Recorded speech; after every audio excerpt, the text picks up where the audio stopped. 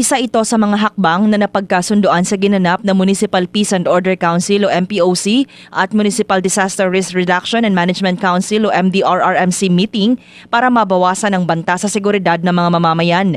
Ang military outpost ay inilagay sa mga conflict-affected barangays para matigil na ang paulit-ulit na gyera sa pagitan ng naglalabang pamilya na may rido o family feud na nagresulta sa pagkasawi ng 5 katao at paglikas ng mahigit 20,000 sibilyan. Dumalo rin sa pagpupulong ang mga miyembro ng konseho at mga school heads mula sa mga paaralang naapektuhan ng sitwasyon.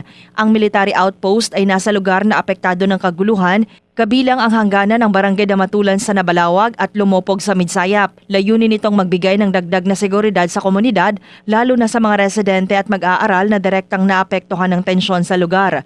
Tinalakay rin sa pulong ang iba pang mahahalagang usapin tulad ng pansamantalang suspension of classes sa mga apektadong paaralan, kakulangan ng supply ng tubig sa mga evacuation center at iba pang pangangailangan ng mga pamilyang lumikas. Inaasahan ng lokal na pamahalaan na mababawasan ang epekto ng kaguluhan at unti-unting maibabalik ang normal na pamumuhay sa mga apektadong lugar.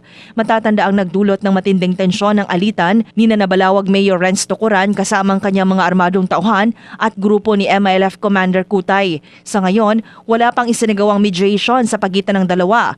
Ang military naman ay nagpatupad na ng komprehensibong estratehiya upang matukoy ang ugat ng away at tuluyang matigil ang kaguluhan. Drema Kitayan Bravo, NDBC, Bida Balita.